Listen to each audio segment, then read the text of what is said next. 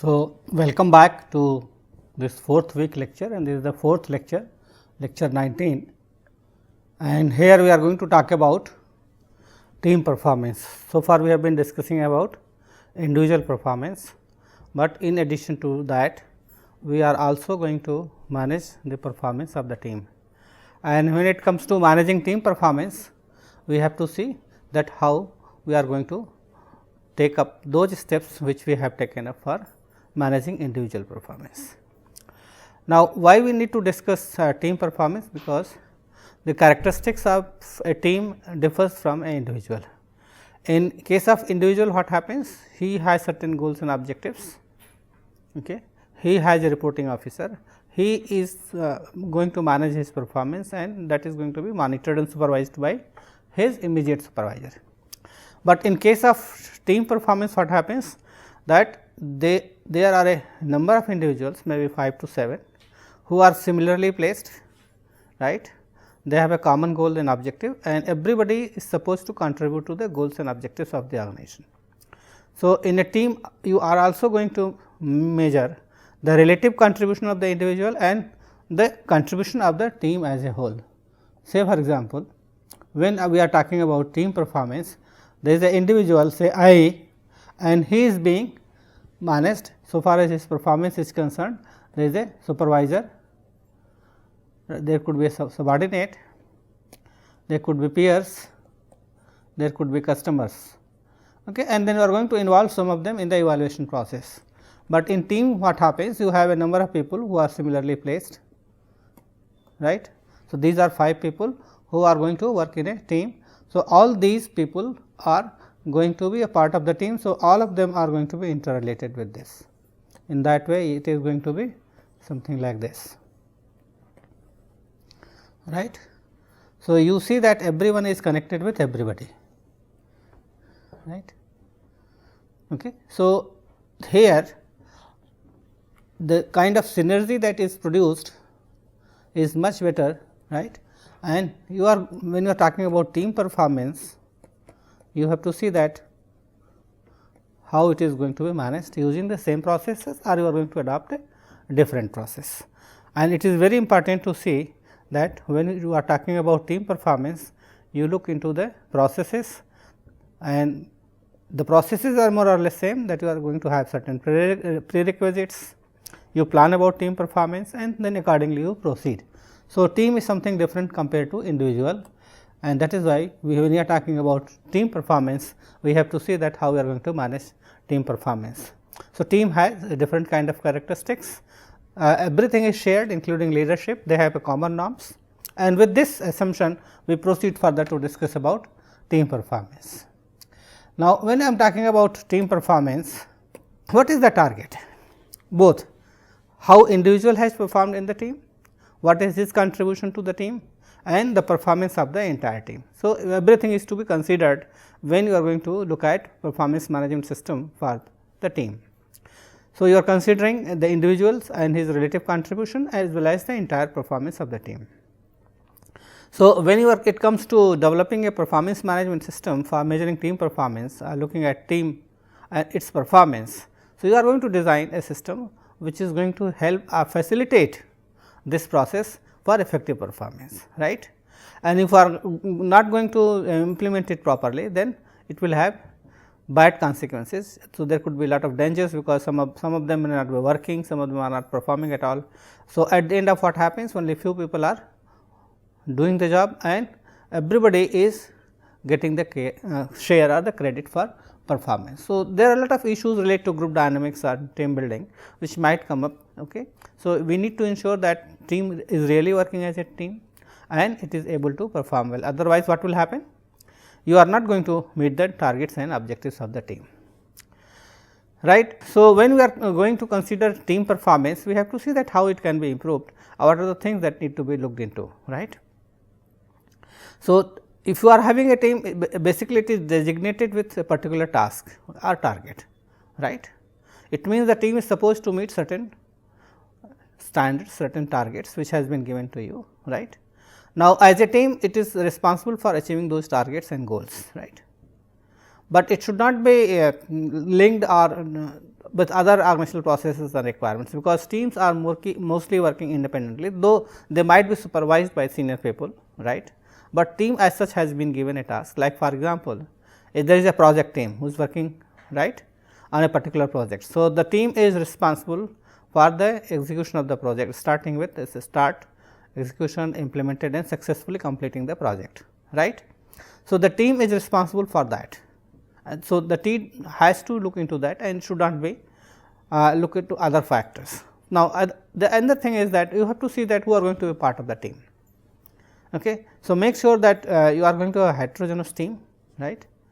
Similarly, you make sure that people with different functional expertise are part of the team, and that suggests that yes, the team is properly designed, and then it is getting all the resources and support which is required by the team to perform his job effectively. So, make sure that when you are going to talk about team performance, you focus on team design, that is make sure that the norms are followed, okay, the group is cohesive, because that is a very important factor we will talk about. You also need to consider that team is really working as a team, okay, and everyone is going to possibly contribute to the best of his knowledge and skill. And that is why when you are going to form a team, you ensure that it is more heterogeneous in nature, right. People with different functional areas are going to be a part of the team, right. And then team members should also get feedback on how well they are doing, okay, not only on how well they are doing in terms of results, but also what are the processes which is being adopted by the team in order to perform, right. So, that team knows how well they are progressing and what they need to do in order to control the activities. Now, what are the challenges that is faced by team when it comes to performance, right. Sometimes it is very difficult to find out who has contributed how much, right, because we cannot expect everyone to contribute equally. So, sometimes it becomes a problem that how we are going to assess or measure the relative contribution of the people. Suppose there is a team of 5 people and everyone is supposed to perform depending upon his knowledge and skill, but are they really contributing to the team performance or not? Some of them who might be isolated, some of them formed groups within the team, right. So, these kind of challenges are faced by the team, and if that is so, it would be very difficult to assess the individual contribution. Okay. So, because there are the contributions are varied from one individual to another individual, but when it comes to reward or getting credit for performance, everybody is going to get team performance. Then another issue is related to how you are going to balance individual performance and team performance, right. How much I am supposed to contribute to the team. Okay. So, you have to see and equally decide that when you are going to form a team, that you also decide that who is going to do what are the roles and responsibilities of each and every individual, and the way he is going to contribute to the team performance. If it is not defined properly, okay, depending upon the norms and values that is set by the team itself, then that could be a problem, right. And then you should develop measures that for individual performance as well as team performance within the team, right. So, that it would be ideal to see that how individuals are contributing to achieve the performance of the team, and how the team as such as a whole has been able to meet its targets and goals, right.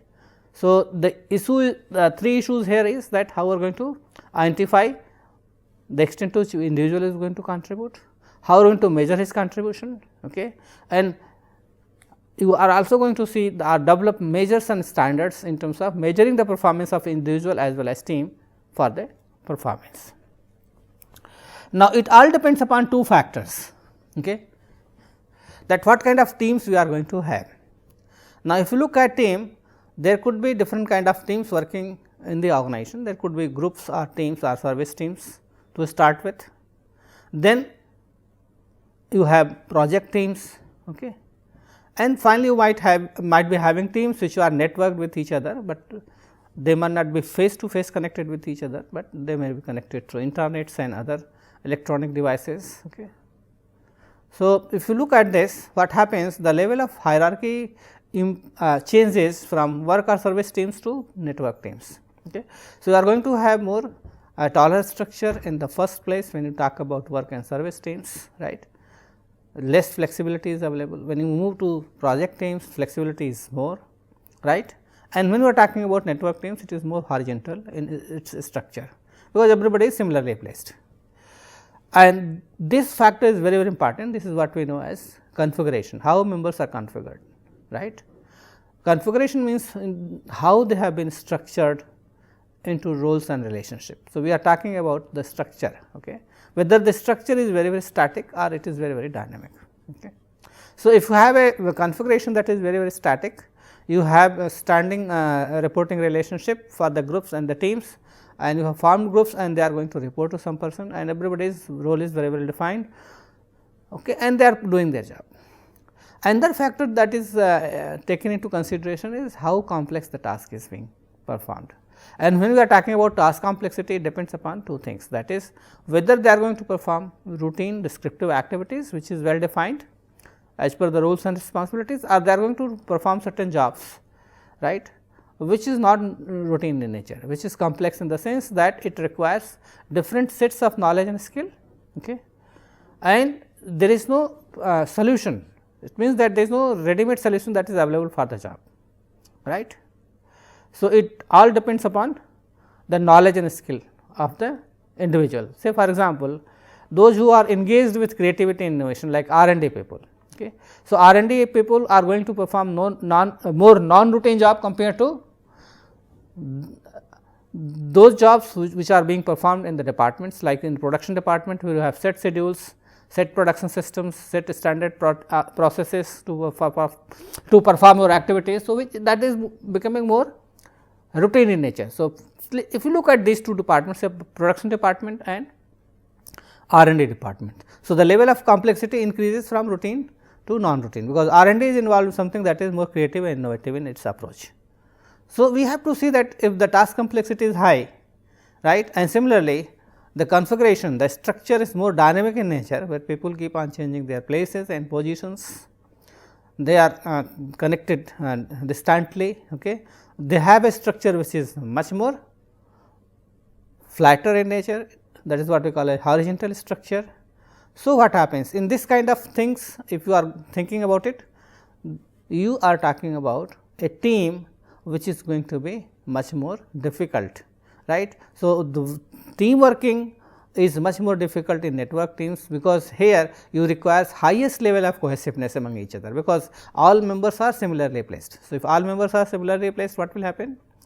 They have to interact, relate, communicate more frequently with each other, right, like in a network team. But in a project team, which are related to doing certain things, we are completing the projects, right. For example, in IT industry, you are giving a project to write a solution for a problem, IT solution, and you have a client who has given you a project and you are going to work for the solution related to IT, right. So, for example, they want to have a ERP system for their recruitment process. So, you have an IT team which is going to work on this project to develop an IT systems for recruitment, right. So, in this case you have formed a project, you have got functional specialist, part of the job is going to be routine, but part of the job is not going to be routine. Okay. So, it is somewhere in between routine and non-routine. Now, the members of the configuration is that some members are going to be there, but some and the construction of the team, the structure of the team here is going to be different, okay, where you are going to have people from different functional areas. But in a work team or a service team, you are going to have people from the same functional areas, right, because they are going to perform routine activities following standard operating processes and fixed job descriptions. So, this changes as you move from work service team to project team to network teams, right, and the level of complexity goes up. So, you are going to work in different type of teams, okay, and the level of complexity and the configuration goes up, it becomes more difficult to manage team performance. So, in the context of, if you look at team performance, what are its implications? Its implications are that when you are going to design a performance management system for a team, ensure that what kind of team you are going to have, right. So, if your team is really cohesive and follow certain norms, then it is good. So, you need to ensure the group dynamic related factors like its culture, okay, whether they are heterogeneous, whether you have functional teams or cross functional teams, right, what are the goals and objectives which have been set for the goals.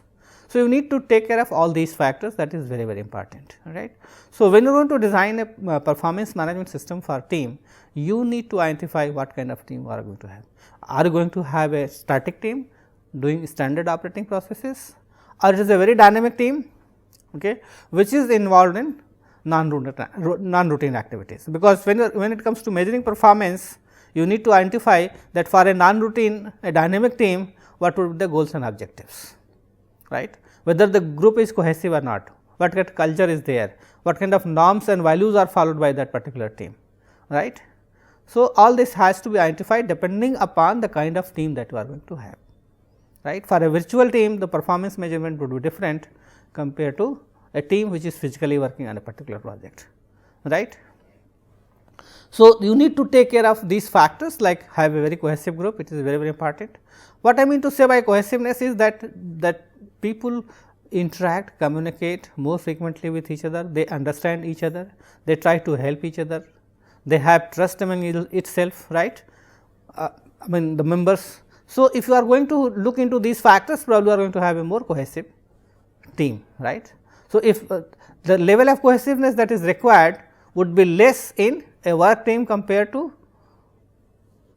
project team, which where you require moderate level of cohesiveness. When you move up in the hierarchy and when you are going to have what you call virtual teams or network teams, then the level of cohesiveness will go up. So, now if you look at this, it talks about this, like you have three kind of teams: work teams in the departments, right, then you have project teams, right, and then you have network teams or virtual teams.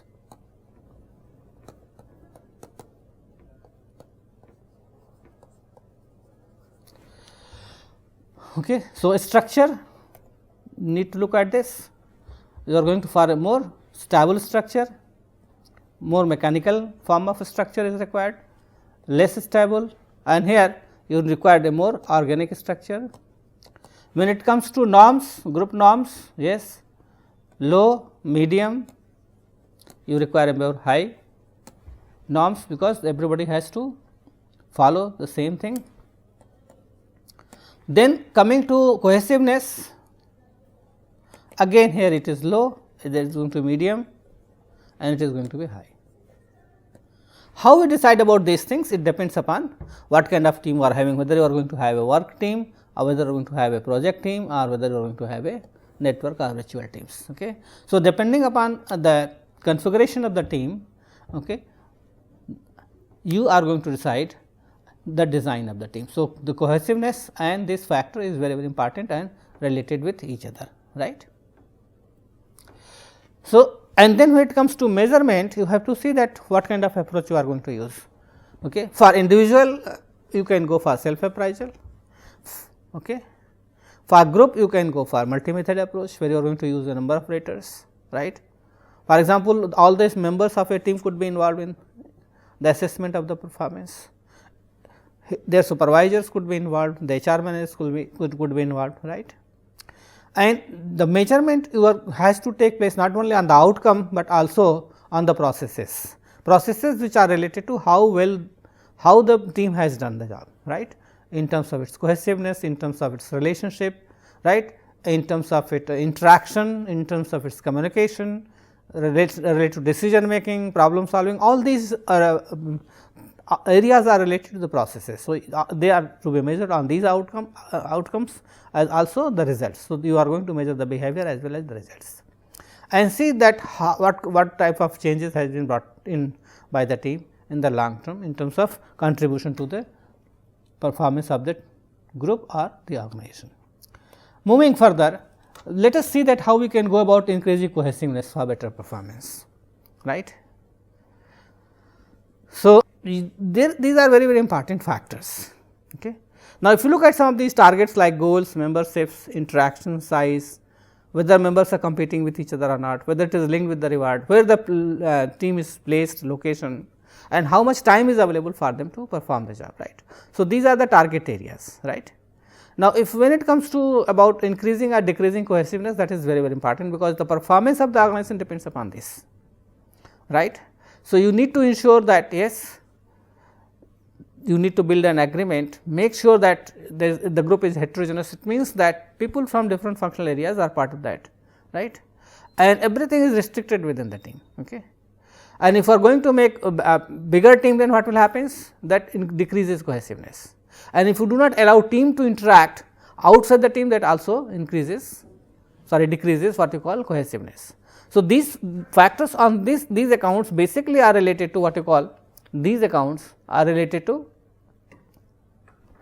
decreasing cohesiveness, but if there is a better agreement, get agreement, not just build the agreement. So, it means that there is a commitment to the agreement, okay, they are dedicated to it, and you are going to have a team which is more homogeneous in its attitude and approach, not in its functional areas, then it is good. Now, this when you are talking about enhance within the team, it means the team members are frequently interacting and relating with each other, then it is good. Okay. Size, when if you are having bigger size, then it decreases cohesiveness. If you are having smaller size, so ideally we should have a team of 5 to 7 members, which is more cohesive. Now, if you look at reward, if you are going to individually reward based upon their contribution, then it is not desirable. The idea is that since you are measuring team performance, you should reward equally well to everyone who is a part of the team, right. Then where the team is located. If it is isolated from other teams, then it is good, because if it is not isolated, you are going to be part of different members, then your effectiveness goes down. And then duration, once the job is done, what happens? You disband the team and then you go find the team. But if the same team members of the team keep on working on different projects, then it is going to increase the cohesiveness of the team. So, it is very important to increase cohesiveness for better team performance, and this is the most important factor I can say for building a good team to have effective performance.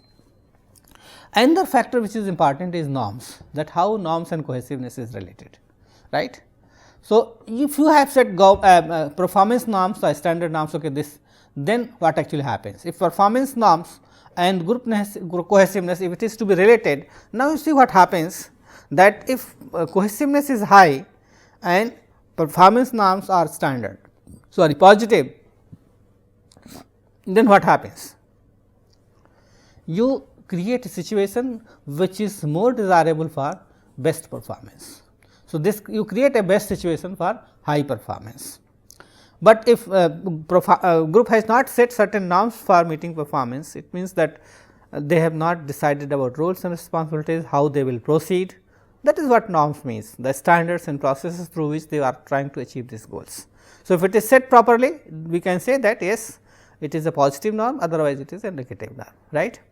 So, if the group cohesiveness is high, right, but performance norms have not been set, then you cannot expect high performance, you can expect moderate to low performance, because you do not know what processes you are going to adopt, what are the set standards that you have, how will you proceed, right. So, you have not defined the way the group is going to behave and achieve the goals and objectives, right. Similarly, if the norms have been set and cohesiveness is less, then you expect moderate performance, right. But if group cohesiveness is very high and group performance have not been set, then you do not expect good performance, right. You create the worst situation, because there is no norm that has been set by the group to follow. In that case, even if the group is very highly cohesive, you do not expect good performance, right. So, it is very important for a group to perform well, and right, that they follow certain norms which has been set by the group itself or the team itself, in terms of processes and systems that they are going to follow to achieve the goals and objectives, and how cohesive the group is. So, based on these two factors, you can see that in this case, in case of high performance, the best situation, you are going to get the best performance, right. Now, since we have been talking about work teams, project teams and network teams. So, what kind of performance management approach is adopted? So, work and service teams, you can go for peer ratings, ongoing measurements can be take place for project teams. But when it comes to network team, basically you are going to see that what kind of competencies are required to work effectively in a network team, and based on that you can measure their performance. Moving further, when we are talking about the processes, okay, we follow more or less same processes which we use for measuring performance in other systems like individual performance. So, you decide about the kind of prerequisites you have. We have already talked about this model. So, we are using the same model, like what are the prerequisites, how we plan the performance of the team, how we execute the team, how we assess the team, and how we review and go for renewal of the performance, right. So, we will use the same model to discuss about the team performance management. So, prerequisites we have already talked about. Make sure that the people in the team understands about what organization is doing, what its vision and mission is there, right. In what way team is going to contribute to strategies and vision and mission of the organization, right. And then they should know, okay, that what are the jobs that has been given to them, what kind of knowledge and skill that would be required for them, and then they should also be clear about these two things, that is task performance and contextual performance, right. Task performance means that what are the duties and responsibilities for the team, then contextual performance, right, the climate, culture, the environment in which they are supposed to perform, right, whether it is supportive or not. If the contextual or the environmental factors supporting, they would be able to achieve it. So, make sure that they are well defined roles and responsibilities of the team, and also you have enabled a positive work climate, that is very important, right. Some of the contextual factors, like especially in case of team, is that members communication, how effectively they communicate with each other. So, interpersonal communication is very important. How decision is taken within the team, right. The extent to which people collaborate with each other in a team, right. How the team leadership happens, right. When we are talking about team leadership, this is known as shared leadership, because everybody has to come forward and do certain things based upon his functional expertise, right. Then whether you are able to control yourself or you are trying to dominate within the team. So, these are the factors which provide a context, right. So, we need to take care of these contexts, that is very important. So, we are moving from prerequisites to performance plan. Then at the next stage we have talked about how we are going to plan the performance, what is expected in terms of results, and also the behavior. So, that need to be defined, what behavior is expected from the team and what are the outcomes, and then what is the development plan, right, for the next cycle. So, developmental objective that is to be achieved.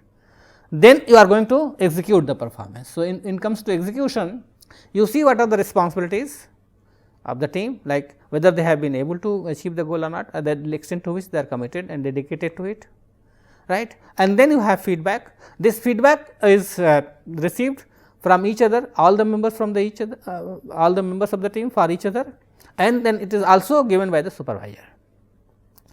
Okay. And make sure that this communication is open and transparent, and there is regular communication between the supervisor as well as the team members, right, the coordinator who is coordinating the team, right. And then you are going to conduct regular and realistic peer appraisals among the team members, so that you are able to understand each other very well, the strength and weaknesses of each members.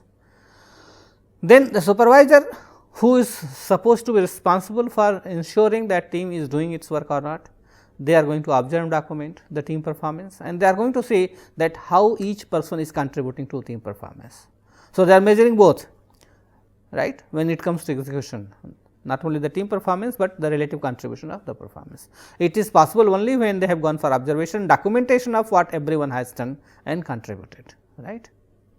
And if there is any change in the organization or its requirement, then you have to update it, that okay, no, that we are going to work on this, and the team is responsible for this kind of things. And supervisor is also supposed to be responsible for providing all kind of help, support and resources which would be required for a team to perform effectively. Now, if you look at this, this shows that different stages of the team, how performance could be affected, right. So, you know that we look at different stages of team, and that I am not discussing here, but at the first stage you have not formed a team as, because you come together, here you set the norms, storm to brainstorm and then go on setting the norms. So, this is the most critical zone. If you are able to set proper norms, and you are cohesive, then your performance is going to be good, otherwise it is not going to be good. Okay. So, it is very, very important that you are able to set norms and you are cohesive, and that increases your team performance, right, and that is why it is very important. And finally, we talk about assessment. So, we need to assess how the team has performed. You can use a number of approaches, multi-method approaches, as I discussed. You go for individual appraisal of each individual, then you can go for peer appraisal, where each individual is going to evaluate the other member of the group, right. Then it could be evaluated by the supervisors. You can ask some outsider also to be a part of the evaluation process. And what are the dimensions against which team is going to be evaluated? Whether the team has been able to meet its targets, how efficient it has been, right, whether they have benefit exceeds cost or not. In terms of output ratio, input ratio, you can check whether the team is efficient effective only meeting the targets or exceeding the targets. That is what we know as efficiency. What are the learning and growth experiences of the team? Because when you are working as a team, you learn from each other, right. So, you also measure the learning and growth experiences, and whether team members are satisfied with the performance of their own performance and also the team performance. So, individual level and team level, that is how you use these metrics to measure the performance in terms of behavior and also the results, right. So, in terms of behavior, how well you have cooperated, communicated, collaborated, participated in the decision making process, right. And then in terms of results, what kind of achievement are the products that you have achieved. Similarly, not only at the individual level, but also at the group level, you are going to do the same thing, right. So, you are going to use these kind of metrics, especially related to individual and team level, and the measurement has to be related with the behavior as well as results both. And finally, you are going to review, right. First, the team meet itself to see how well they have performed, right. Then individual behaviors, how individual behavior has contributed to team performance. So, through self ratings or peer ratings or supervisor ratings, you find out how well each one has performed in the process, right. And finally, you go for renewal and recontracting. Okay. Next time when the team is working, you are going to make certain adjustments to your performance plan, right, including individual performance also. And you are also going to link it with the reward system. So, make sure that everybody is equally rewarded, okay. It is visible, it is done immediately or given immediately, okay. And if they are not able to perform well, it is taken back, right. It is reversible also, because if team has not been able to meet its objectives, then you can take certain administrative decisions, right. And make sure that it is properly linked and appropriately linked with the reward system, that is very, very important. Okay.